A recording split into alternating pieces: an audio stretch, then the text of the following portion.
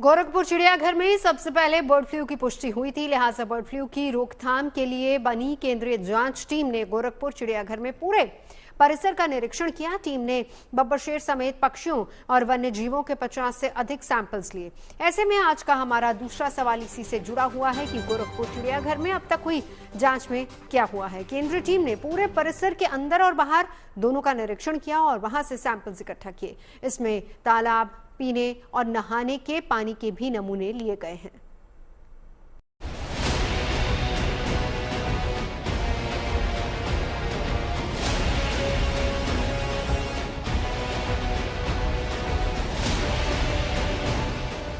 UP के गोरखपुर चिड़ियाघर में सबसे पहले बर्ड फ्लू की पुष्टि हुई थी। यहां पर 7 मई को बाघिन की मौत के बाद जब उसके विसरा का सैंपल भोपाल भेजा गया तो पता चला कि उसकी मौत के पीछे बर्ड फ्लू का संक्रमण था। इसके बाद गोरखपुर से लेकर लखनऊ तक हड़कंप मच गया और यूपी के सभी चिड़ियाघरों को बंद कर दिया गया। गोरखपुर में अभी भी जानवरों की लगातार सैंपलिंग जारी है।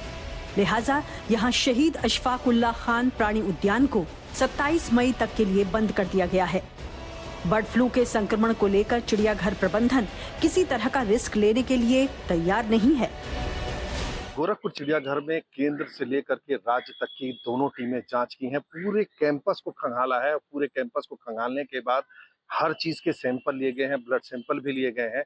लेकिन इन लोगों को ये लगता है कि अभी तक जो भी रिपोर्ट आई है निगेटिव आई है। जो भी जांच किए गए वो सभी रिपोर्ट फ्लू की निगेटिव आई है और आगे की भी रिपोर्ट निगेटिव आने की पूरी संभावना है। लेकिन एहतियातन 7 दिनों के लिए चिड़ियाघर को बंद कर दिया गया है।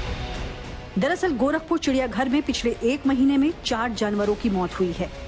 5 मई को मादा भेड़िया भैरवी, 7 मई को बाघिन शक्ति और 8 मई को तेंदुआ मोना की मौत हुई।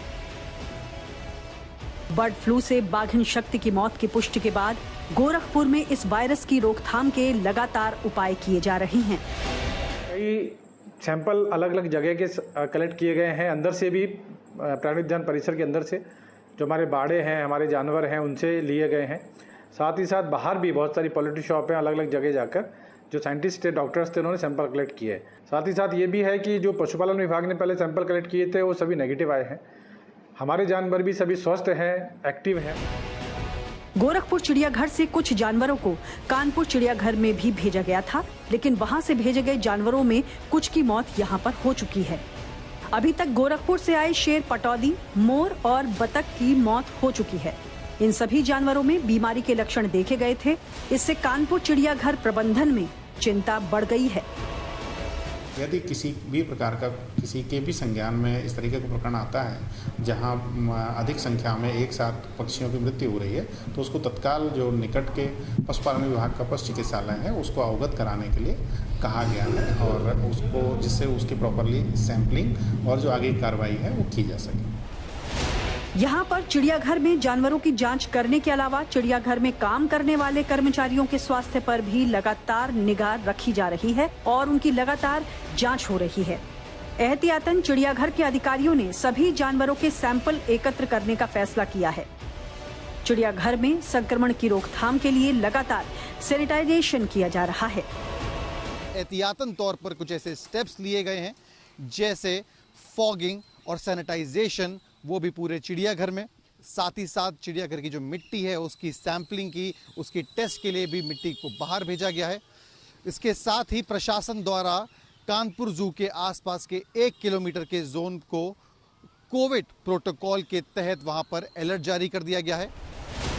इटावा लायन सफारी को 20 मई तक बंद किया गया था। इसको बुधवार से शर्तों के साथ शुरू करने का फैसला भी लिया गया था, लेकिन देर शाम लखनऊ से मिले दिशा निर्देशों के बाद लायन सफारी को 27 मई तक बंद रखने का फैसला किया गया।